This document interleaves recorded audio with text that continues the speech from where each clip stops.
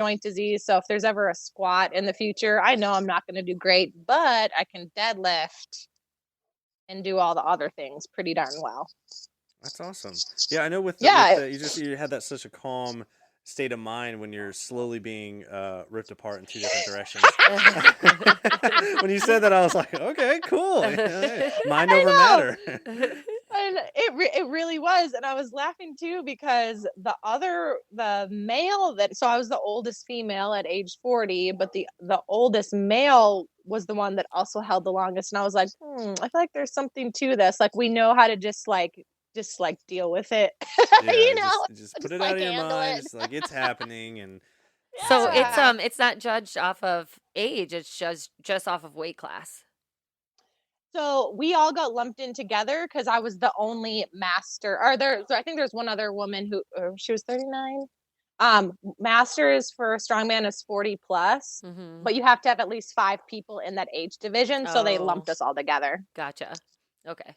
I wasn't sure how that works, Yeah. but cool. So I'm traveling a lot for the next few months. So I'm gonna maybe shoot for one more in the fall, but I'm not gonna like hyper fixate on it. So if I can't train how I want to, and I really do need a coach, honestly, that was the feedback that our little team got. Everyone was so supportive, by the way. The most friendly, supportive group of people I have ever come across with. I've competed in a lot of stuff. Yeah. And most people are like, okay, like they're like, oh hi. These people we're texting, we're in group chats, we're sharing pictures. They're literally coaching me during the event. Like Yeah. amazing people. So I would like to have a coach because there was some stuff where they were like, hey, your team is so strong, but you need some work on technique. I was like, I know, I just showed up. Yeah, I didn't even know what I was doing till I got here I was today. like, yeah, I was like, I know I was banking on, okay, I know I'm pretty strong and I know the movement pattern, right? So even if it's a yeah, different tool, I can figure it out. So makes but sense. it was so fun. I think that might be my sport. It was just it just felt right. Like it felt So, good. you were the hostess with the mostest that gave the training club of the year to Jessica Hunter and Amanda Borski. Yeah. So, tell us a little bit about your Yes. experience with conference this year. It was amazing. So, I want to hear from your perspective. Oh, I don't think I've said, I know people say this. I don't think I've said this until last year that that really was the best conference that I've been to personally. And I think it was the energy that we were all bringing because of our lack of, I think, getting together. Yeah. And any of the rooms that I kind of like pulse check, like, hey, who's been here longer? It was a lot of new people. Like everyone had been hired almost in the COVID period. Like a lot of people hadn't worked for any time more than 3 years. So it was their first conference too. Cool. So it was like Yep. a double It was excitement your and getting first. together. Yeah, it was my first. That was amazing. Yeah, Mhm. I had so much fun. Yeah. And we heard that from Andy Gunlock that we had. Was it last week? Was it Andy Mhm. or JP? It was one of them. Yeah, I know. That they're like that was the best one. And I mean, you guys can just say it because it was Texas. You can. You can just. I mean, that's honestly why it was the best one for me, just because we were able to bring almost our whole team from Yeah. all 8 clubs, all of our Yeah. management team anyway, and we were able to like get all the gear, like our purple light up cowboy hats and all that kind Mhm. of stuff. Mhm. Yep. And then Oh, it's obviously so we good. won 2 awards, so how could That you was not also have that nice. be like Yep. the best? And I think too this year it was a good balance of like work and play. I feel like sometimes we in the past we'd have to choose, Yeah. and this year we like made sure that we really want people to be able to network and meet each other and get together and just like have a good like come learn but have a good time and really celebrate kind of the end of this really, really difficult time because a lot of clubs didn't make it. And so Mhm. to not just make it, but to also thrive in that time period, like I get goosebumps talking about it because we just only maybe a month ago, finally, every single country finally was officially reopened. Like it went on and on and on for Mhm. us at Yeah. corporate. Yeah. So as soon as they were like, hey, we're having we're having conference kind of basically like no matter what, it like re-energized me, and I really needed it. I was burnt out Yep. on screens, and just like I needed human connection. And I always tell my staff too, like going to conference is just so remotivating every time. I'm sad that they do it every 2 years now instead of every year. I get why. It's a Mm-hmm. lot of work, so I understand why, but it's just kind of sad because it's so great to go to. Yeah, I Yeah, feel like it we really is. learned so much, and Hmm. it was a great. I like how you put it was a work play balance. It was perfect there because we did learn so much. Like I said, that was my first Yeah. one, so we learned a lot from it. But also, I mean, one of our favorite, what was it? The super sessions was the Saturday morning one. Don't even, do I You remember? remember Saturday morning? Yeah, that should have been the. It was the wrangling, the perfect PT The team. perfect, Oh, yes, that was a yeah. good Yeah, we had some one. Yeah. good speakers at that seminar. Uh, I Actually, was okay, bright eye and bushy tail when I I was was going to. not. Yeah, Oof.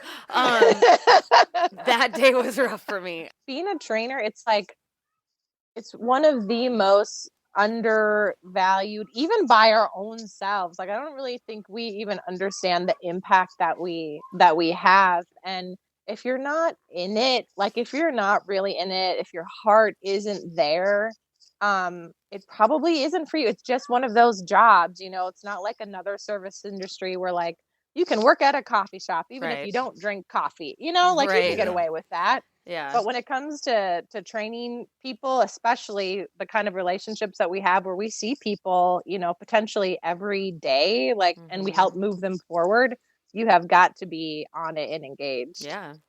Yep. yeah, absolutely. That's what we talk a lot with our trainers is understanding the nature of the beast when it comes to training. Yeah. So you got to Well, you be must all be doing in. something right. You got the award and this all the you know bells and whistles. And who has the actual? Where's the trophy? It's at our Georgetown club Okay. in the, the wall up front. When you were up on stage and you were reading off. So I think we should segue into our topic of the week. Yes. So every week we like to discuss a topic that we like to pick your brain, kind of hear your 2 cents about that. So Amanda, why don't you read off the topic of the week? Our topic of the week.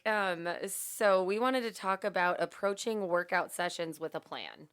So Hmm. obviously, a lot of people go into the gym or wherever they're working out and they have no plan, right? They come in, they just think, oh, if I need to lose weight, I'm just going to go run on the treadmill or on the elliptical for an hour and a half. Or even when they Hmm. first start lifting weights, they have no plan in place. So I wanted to talk a little bit about like, obviously the programming with Anytime Fitness and how you put that together, just kind of how to structure even just basic workout programs for beginners. Yeah, absolutely. So, of course, I was going to encourage everyone to get aligned or partnered with a coach to Mhm. actually just lift that off your plate. That you don't even Mhm. have to worry about it. But if you're working on getting started on your own, I like to start with your goal, but also more importantly, your why. Like, why are you doing this? You want to lose 30 pounds, but like, what is the reason? And sometimes you really have to dig and even ask yourself that question a lot to actually get to the real answer, because that's the thing that you're going to lean back on when you don't want to go to the gym, or you don't feel like if you just don't feel like it. So once you have your goal, you can kind of plot out your capacity, your time, like how much time do you actually have to dedicate to put towards training. And any time will do. Do not underestimate. You can make progress even with 30 minutes a day. Is it going to be slower than if you had more time? Sure. But don't think just because you don't have a lot of time that it's not for you. It's really for everybody. And then thinking, I always put, no matter what the goal, any goal in the world, there's always going to be some component of strength training. There just has to be, when it comes down to biology, to how our metabolism works, whether your goal is weight loss or not, maintaining or increasing muscle mass is the key, in my mind, to longevity. Mhm. So when we're talking holistic health and looking at someone as a whole, yes, I'm going to help them with their micro goals right now, but long term, I'm thinking about when they're 80 years old. What will this look like? So what are we doing now to set up a long-term wellness structure and something that's actually doable and maintainable? Because that's the other thing too, is if you go too hard and too fast and you can't maintain it, then you haven't landed on the right plan. So making sure that there's strength. I have different feelings about cardio.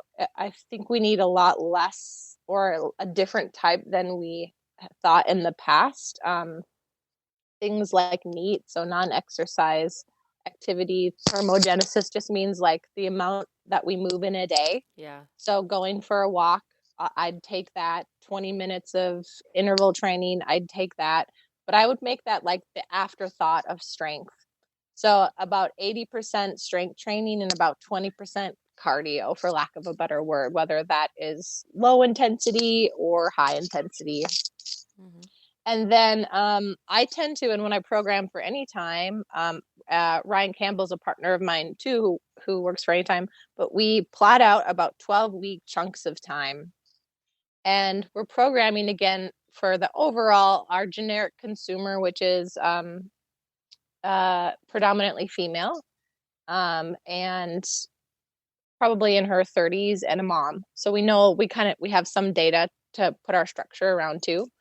And then we put it back on the coaches to make things harder or easier. So Yep. progress it or regress it. Yeah.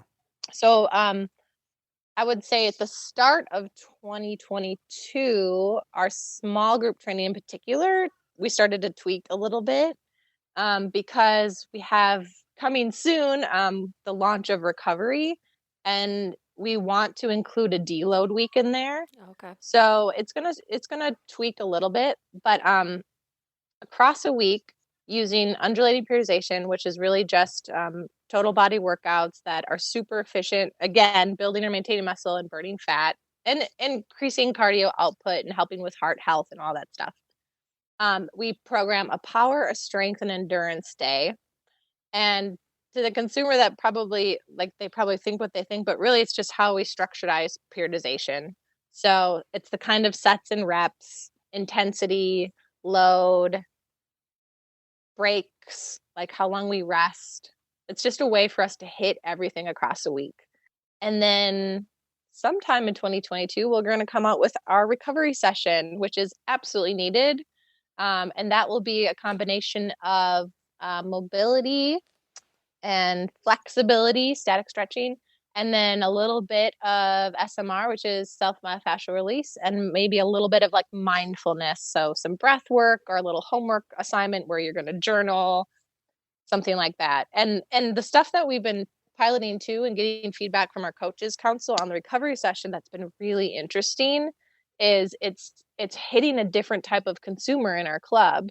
It's kind of the strength and power lifters, the competitive athletes, the do-it-yourself people that already know and want the value of recovery. Like their training plans pretty set and stood up, but they know that they need that downtime Right. to work on their mobility in order to increase their lift. So I'm super excited to have that be integrated. It's been kind of splashed into our programming at the end, but never been like a true full-on focus. So I'm super stoked that we're adding that, especially knowing how challenging our team sessions are sometimes. Yeah. Oh, that's awesome. So that was obviously describing why people should come to Anytime Fitness and follow our Yes. programs. That was a very good detail. But what would you say to people who are just starting out? Like, what kind of a plan should they, how could they approach a workout session with a plan, essentially, if they weren't going to go with a coach? Yeah, so I would go back to that, start with your basically listing out like any obstacles. Time is a big one, right? So how much time do you actually have to dedicate towards this goal? And not only that, like what time can you give yourself at home too, right? Like whether it's doing a virtual session, doing a YouTube yoga session or walking at home. But I would say ideally if you can give me 3 days a week of strength training, I think our average in any time is about 2. It's 2.5, which I don't ever get because like, how does that work? You know what I mean? Like someone comes 2.5 times. Somebody mathematically figured it out. That 3 probably times a means